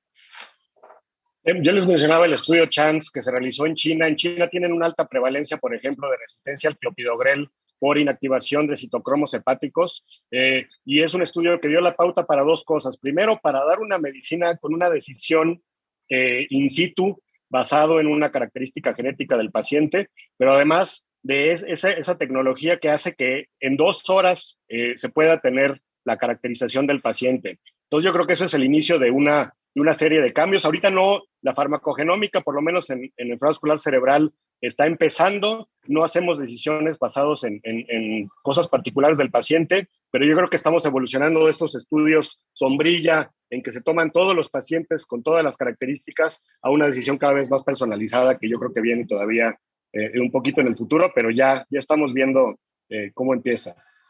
Muy bien, doctor. Tenemos la experiencia y hemos hecho algunos estudios con estos citocromos. Estaré atento si hay interés. Claro. Doctor Carrillo Esper, que tenía una pregunta. Gracias, doctor Calleja. Antes que nada, felicitarlo por el excelente simposio que organizó y, bueno, a todos los ponentes por las excelentes charlas. Y una pregunta para ustedes. Ahora, durante la pandemia COVID, ya ven, por el estado protrombótico propio de la enfermedad, ¿notaron ustedes un incremento en la enfermedad vascular cerebral asociada a COVID? No sé si alguno de los ponentes quisiera tomar la pregunta. Sí, Juan, sí, gustas. Doctor Arauz. Gracias por la pregunta, Raúl, y por estar en el simposio. En términos generales, se reportó una mayor frecuencia de eventos isquémicos más severos, con oclusión de grandes vasos, etcétera, asociados a COVID. Y lo que nosotros vimos en el Instituto de Neurología es que tuvimos más casos, pero tuvimos más casos porque éramos de los pocos hospitales no COVID, y estábamos recibiendo todo lo que recibía antes nutrición, el Hospital Juárez, el CA González, etcétera. No parece que haya habido un incremento en el número de casos asociado a este estado protrombótico que se relaciona con el COVID. Y las publicaciones que hay a nivel internacional hablan de un pequeño aumento en la incidencia de casos, pero sobre todo con casos de mayor severidad. Muy probablemente hay un subregistro en donde muchos de los casos no graves no acudían al hospital por temor a contagiarse por la enfermedad, por el COVID. Muy bien, gracias, Toño. Hay una pregunta más, yo creo que para el doctor Góngora. Hay una geoestructura de centros de atención de BC en el país, específicamente en qué ciudades se hace trombectomía en nuestro país, doctor Góngora. Hola, muy buenas tardes. Gracias por la pregunta. Gracias, Juan Manuel, por la invitación. Bueno, pues sí, en las grandes ciudades en nuestro país se hace procedimientos de intervencionismo, trombectomía. Me refiero principalmente a la Ciudad de México, por supuesto. Hay varios lugares donde se hace, igual en Monterrey, igual en Guadalajara, en Aguascalientes. Ya tenemos intervencionistas en Morelia, por ejemplo, inclusive en el sur, en Tapachula, Chiapas. Es decir, la posibilidad de hacer el procedimiento de intervención está mucho más extendido. Obviamente me faltaron algunas otras ciudades, como por ejemplo ya hay en Tijuana, también en Mérida. Sin embargo, la gran mayoría de los procedimientos se ofrecen en el medio privado. Desafortunadamente, el pago del insumo depende del seguro médico privado y son pocos los hospitales públicos que tienen la infraestructura y sobre todo el insumo del material para poderlo realizar. Podríamos hacer énfasis que en la Ciudad de México se hace en el Instituto Nacional de Neurología, se hace en el ISSSTE, en algunos centros importantes, ya en el Seguro Social en el siglo XXI. Está la mayoría concentrado en la capital del país y algunos esfuerzos aislados en ciudades como Monterrey y Guadalajara. Muy bien, pues Hay una pregunta de la doctora Gerson, presidente. Sí, perdón. Adelante, doctora Gerson. Gracias. Yo quería unirme a las felicitaciones a cada uno. De veras, excelentes pláticas. Pero yo quisiera el comentario, sobre todo en nuestro país, de la rehabilitación del accidente cerebrovascular, de los avances en la rehabilitación al paralelo de todos los procedimientos mencionados. ¿Existe esta unión? ¿Existe el equilibrio con la rehabilitación integral en estos pacientes? Doctor Góngora. Y gracias por la pregunta. A mí me gustaría poner en el contexto del ejemplo de lo que hemos estado haciendo en el Hospital Universitario de la Ciudad de Monterrey. Es difícil tener la rehabilitación temprana y hemos encontrado como única solución el intercambio entre universidades. Es decir, por ejemplo, nuestro hospital tiene convenio con la Escuela Técnica Médica de Rehabilitación y obviamente con otras universidades que hacen fisioterapia, y sus prácticas las hacen en la unidad de vascular en el hospital, y gracias a eso es que el paciente puede tener una rehabilitación temprana aún en la etapa de hospitalización. Para dar una rehabilitación a largo plazo en el paciente del área pública, donde no hay un pagador, digamos, un seguro médico, hemos buscado alternativas también de convenios con otras instituciones y definitivamente es muy importante la rehabilitación. De eso depende la reincorporación a la vida laboral, y son rehabilitaciones que no necesariamente son a corto plazo. Algunas pueden durar inclusive un par de años o más, dependiendo de cada individuo. Es una pieza fundamental la rehabilitación y hay mucho que hacer en este sentido en el país. Muchas gracias. Bien, creo que estamos sobre el tiempo. Yo quisiera agradecer a todos los ponentes presididos en esta ocasión por nuestro amigo el doctor Juan Calleja sobre este extraordinario simposio que nos deja alternativas que van a cambiar el pronóstico de muchos de los pacientes, y como decía el doctor Calleja, seguramente en breve en el domicilio estaremos haciendo las trombolisis en las ambulancias en prácticamente todos los días, y a control remoto con todas las nuevas tecnologías que Juan Calleja mostró. Bienvenido, doctor Palacios Saucedo, a la Academia Nacional de Medicina, doctor Fernando Barinaga, doctor Cantú Brito, doctor Antonio Arauz Góngora, doctor Góngora Rivera y por supuesto doctor Calleja. Muchas gracias por este extraordinario simposio. Los quería invitar para el próximo miércoles para que el doctor René Rodríguez Gutiérrez presente su trabajo de ingreso, y tendremos una sesión interesante que presentará el doctor Lifshitz junto con algunos otros académicos sobre resetear la educación médica, así lo intitula el doctor Lifshitz. Los esperamos el próximo miércoles a las 17 horas en punto para este próximo simposio. Les agradecemos a todos y que tengan muy buenas tardes. Hasta luego, buenas tardes. Hasta luego, buenas tardes. Hasta luego. Hasta luego. Hasta luego. Buenas tardes, muchas gracias.